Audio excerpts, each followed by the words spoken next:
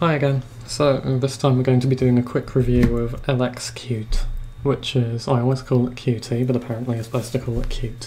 So what it is it's a replacement for LXDE, but instead of being based on GNOME Toolkit or GTK, it's based on Qt, which is supposed to be faster and might also look nicer, be more themable, that kind of thing, so I'm kind of interested to see. So I'm going to be doing this in a virtual machine. So I'm going to bring up a new virtual machine window. Oh, give me a second. This isn't working the way I thought it would.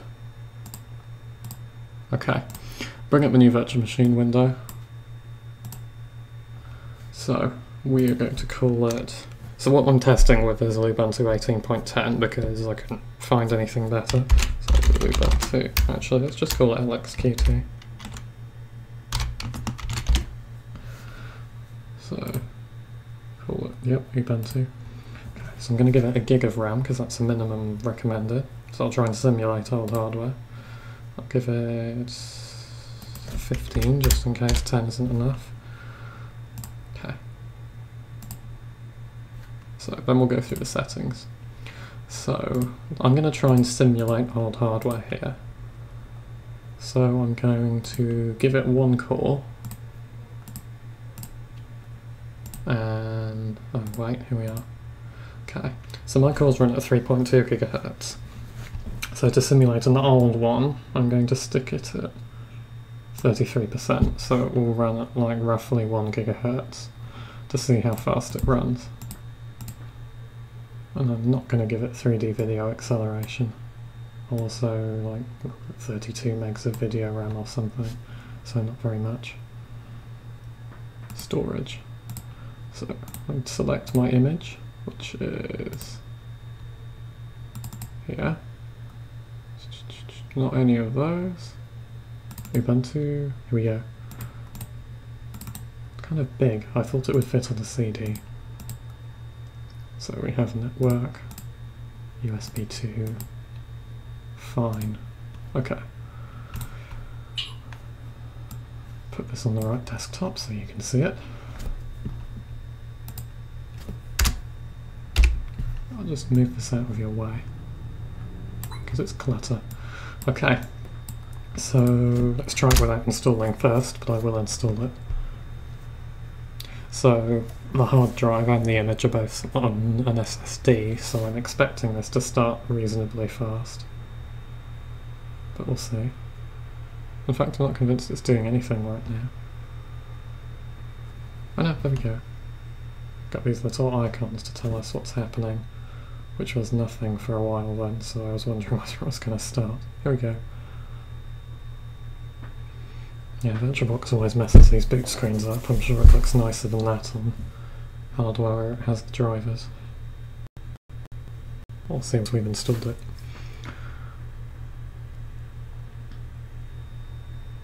I have now upgraded to Mint 19 by the way, so there's a review on that coming soon too. But my initial thoughts are that it's very good, because this machine, which is fairly powerful, runs noticeably quicker. Okay, we're just going to ignore these, because there is no battery, so that's fine. Yeah, so I've upgraded to Mint 19 based on Ubuntu 18.4, which has made this machine noticeably faster to boot and run. And interestingly, it's made my 6-year-old laptop I've mentioned before also noticeably quicker once it's running. So just mess this size up. Adjust window size. Okay, so let's run through the install. This is quite nice, just as like an initial thought. We've got some things installed, some of which I know what they are, some of which I don't. I guess that's like a YouTube client or something. So how do I install?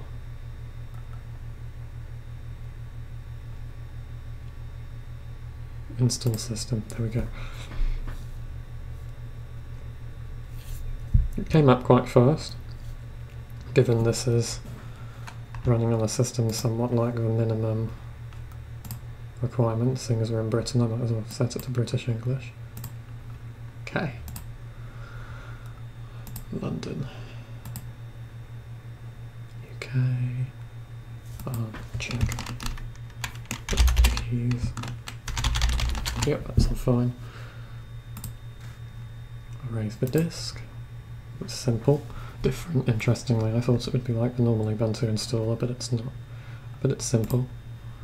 Okay, my name is Hamish.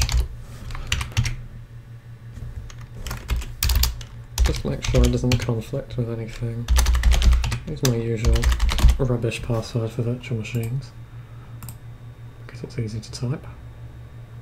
It doesn't fit on the screen properly. That's more VirtualBox's fault though. Yep, go.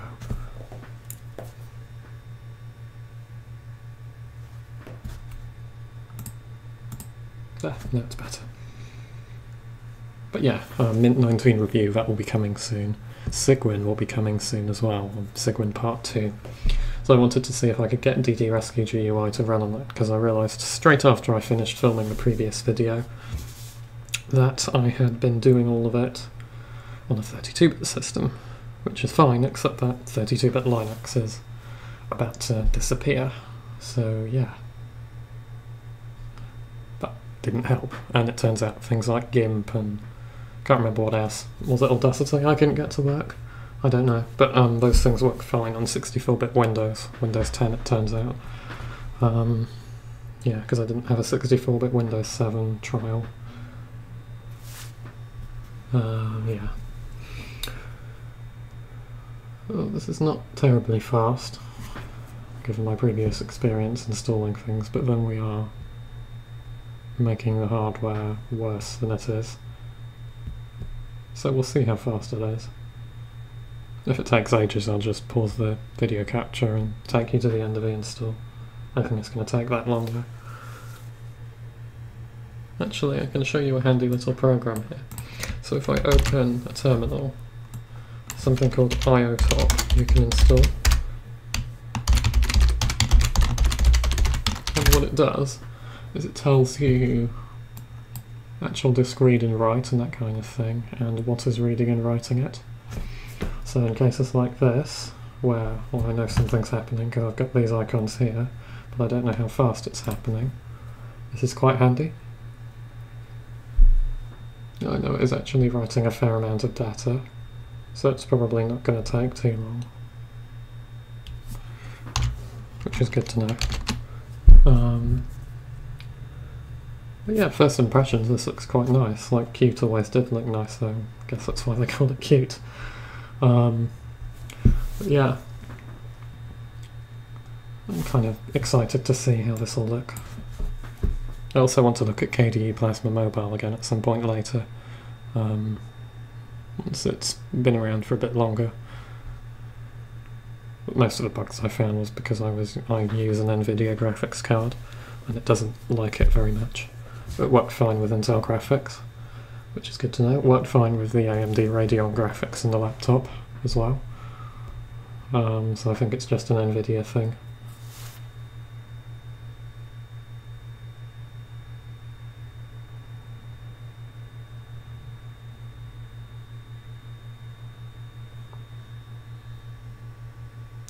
Come on. Okay, so what I could do here is, I wonder whether this progress bar is just a bit oh, it's moving now. Okay. Maybe the progress bar's not broken then. I could remove the execution cap for the install though.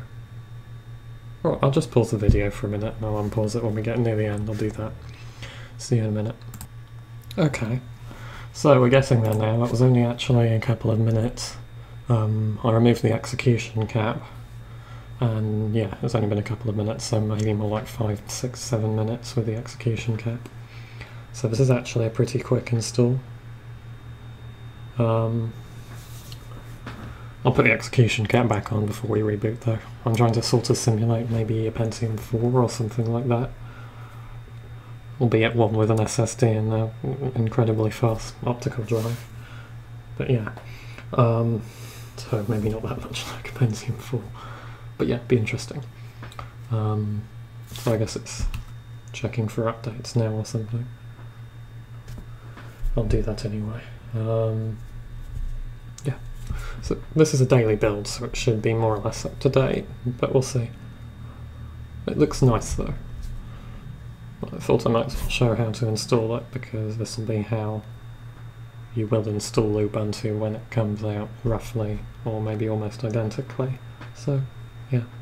Probably have a shortcut in the desktop rather than having to find it in the menu, but yeah.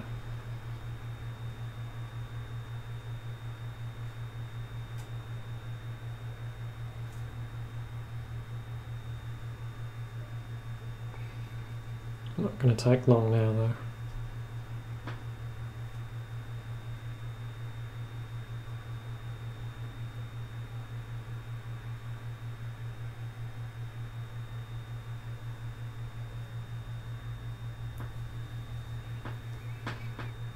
Oh, also the Dem Small Linux on Raspberry Pi post is nearly ready to be done, so that'll be out soon as well.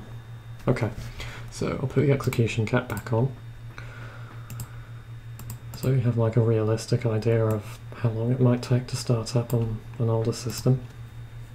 Yep. Okay. Also need to install the guest editions, I guess, so we have a nice big there. That's what it's supposed to look like. So we have a nice big desktop rather than this tiny little thing we're working with at the moment. It'll make it a bit easier to see what's going on for you. It's alright for me because I'm sat in front of the monitor, but for you, yeah, it might be awkward.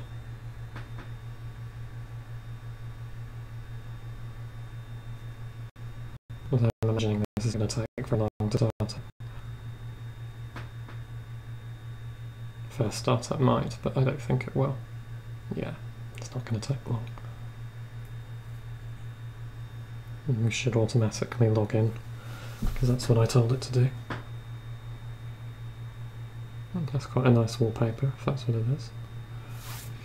No battery, yep. Configuration. Oh, actually this is a very similar theme to normal LXQt then. At least at the moment. Okay. So this is irrelevant, because this is on a desktop anyway. So.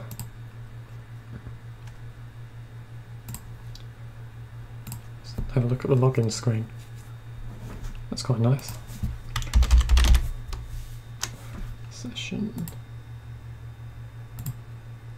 I also have the LXQt then, I suppose. That might be why it's big. That'll be why it's big, won't it? I was thinking it seemed a bit big. Because I've got all of Qt and all of GNOME installed. Qt rather, not Qt. Right. Okay, so bring up a terminal, if I can find one somewhere. There we go, Q terminal. Which looks pretty much just like an LX terminal, I think. What version of Qt this is? 5.9. That's pretty good. I expect it to be up to date, I suppose, but okay. Yeah, I need to do the guest editions. It doesn't fit on the screen. Bring system up to date first. That looks nice. I thought it might look a bit more KDE-ish than this, but I'm guessing you can change the theme, so I'll have a look at that.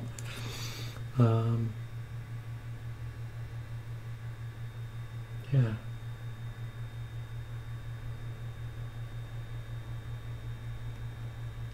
I don't think this is going to take long to update though, because it's a daily build. There might not even be any updates at all.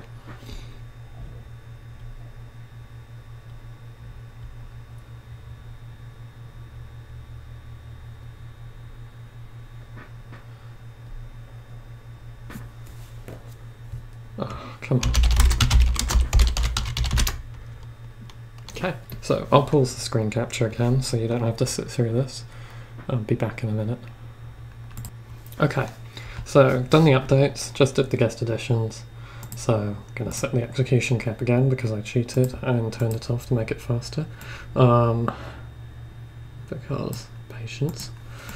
So we'll reboot, and then we should finally have a nice full screen desktop, which would be good.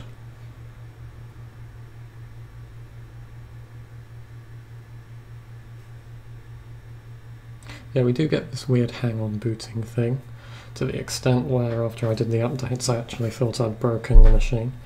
But it's fine.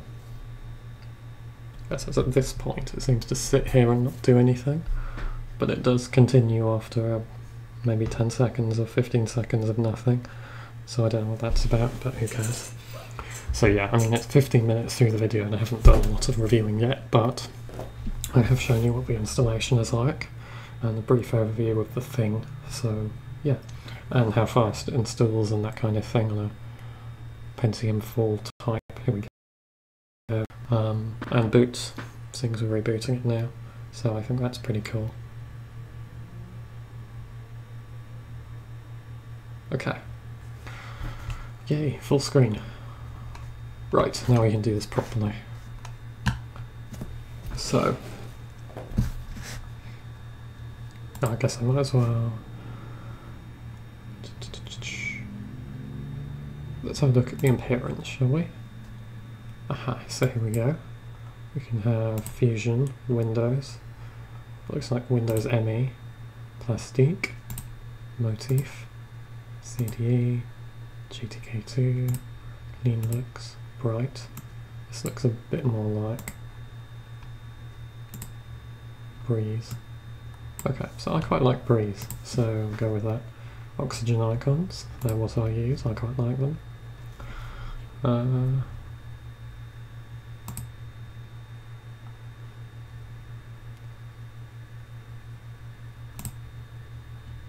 Let's go for, or maybe for this. That's nice. Okay. Fonts, cursor. Go for the black cursor. Okay, so customization is pretty easy. So File Manager looks exactly like the other PC Man FM as far as I can tell, one based on GNOME Toolkit. But, you know, it seems responsive, so that's good. It has all of these like little shortcuts here and all that kind of stuff. No idea what this is. I think that's the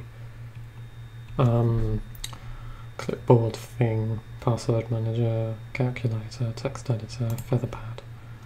Like LeafPad, I'm guessing.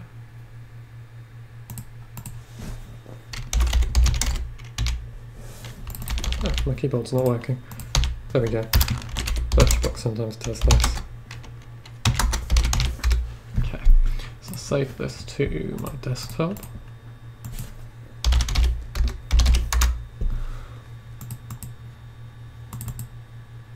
I guess it's just like LeafPad, isn't it? I was trying to open it with Calibra, which I think is an Office suite. Oh, that's how it done.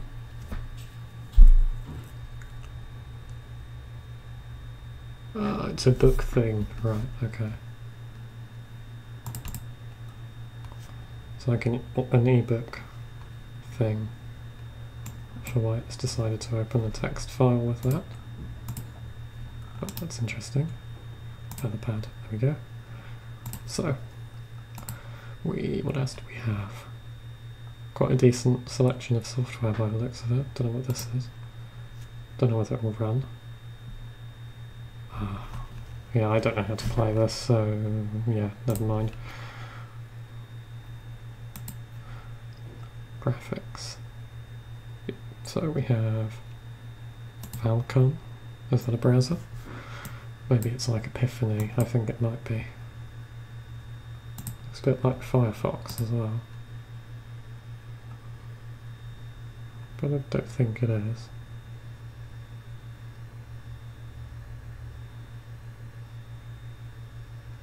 It's pretending to be various browsers, I think.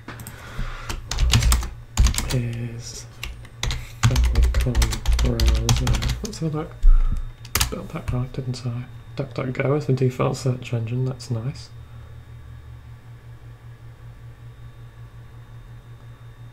Free and open source web browser built on Qt web engine.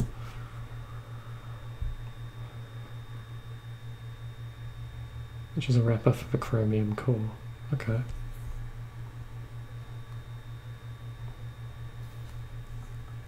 Okay, well, fine. I thought it might be a bit like Epiphany, but for Qt.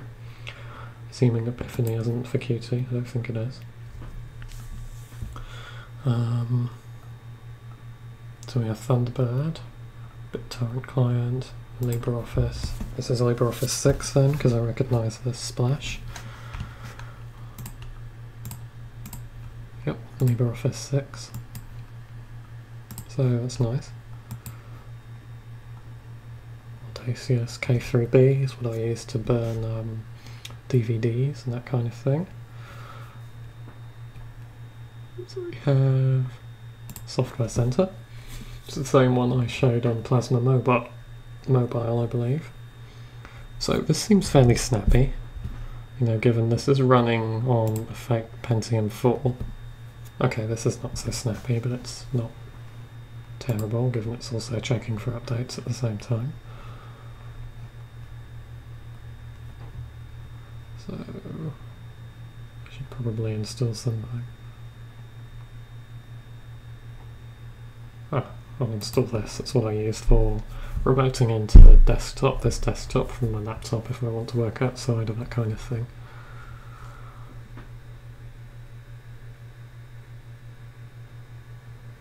Okay, does that mean it's installed it?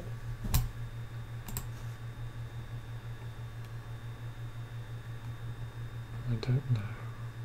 Oh, here we go. Install. I think it's because it was checking for updates, it didn't want to do it at the same time.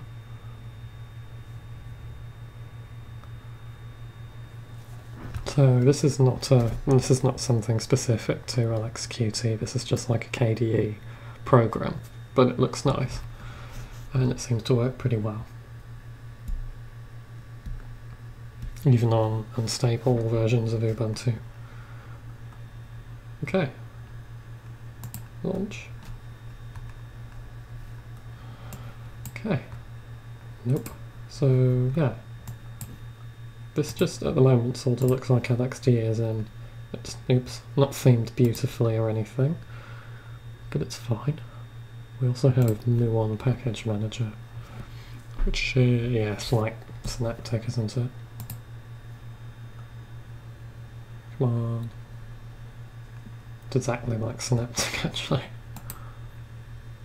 Yeah. It's almost identical in the interface. Well, that's nice.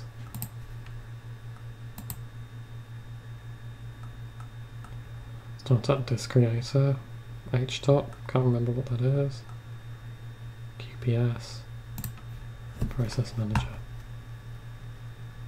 Interesting looking thing. I must say this isn't as user-friendly as previous things I've seen, but it's not bad. Oh, we also have a CPU monitor there. So if something's being slow, we can see why. Like the web browser was slow because I'm limiting the CPU. LXQt settings. That's running on OpenBox too then, I suppose. Window effects.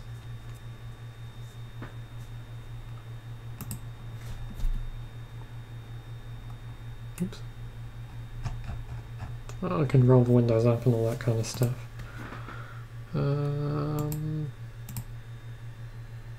Xrender or GLX, OpenGL. Well, we don't have OpenGL support on this because I deliberately didn't give it 3D acceleration. Okay, so as you can see, this is quite similar to LXDE, and it's very snappy, even on hardware that's simulated to be as old as this.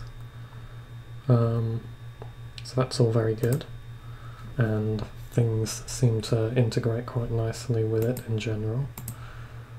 Nothing looks horribly out of place or anything like that. Let's see if we can drop an application icon somewhere. Yep. So, that was quick. It's a program that sometimes takes a while to open my actual host Linux Mint operating system. That was very fast. Unbelievably fast, actually. Really quick. Is this a new version or something? Yeah. Okay, that's probably why. Newer version than what I have, or had, because I haven't used it since I updated to Mint 19. Version 0.13, because I guess it's still not stable. Okay, so this is nice. I like this. If I had an old machine, or I don't know. Actually, maybe I'll. Well, I like cinnamon and mate a lot, but if I didn't, I'd use this. I think. I really like this. It's really nice. Yeah, really good. Not really buggy, which I thought it might be, because other reviews had said it was, and this is an unstable version of Ubuntu. But it seems good. I have a volume control here too. Yeah, used this before, and it looks fine. Doesn't look out of place either.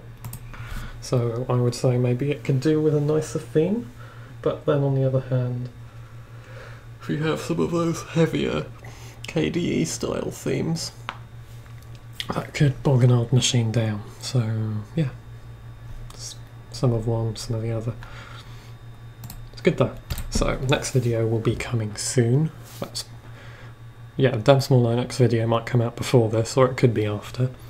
Other than that, what else do I have? Let me have a quick look. Might as well share these with you, because I'm planning to release a few pretty soon. So yeah, there's Sigwin, X11 VNC setup stuff. The extra Cherubin photos have already come out. Windows subsystem for Linux at some point. I haven't particularly got an order for these. Just it's just like a set of things I want to do at some point, really. So, lots of things on. I've got like, including the ones that are in progress now, I've got about like 15 on that list. Excluding things like, you know, new Ubuntu releases. Oh, and Mint 19 isn't on that list. It should be. That's coming soon too. So, see you next time. Hopefully you enjoyed this video. Sorry it got a bit long. But yeah, have a good one.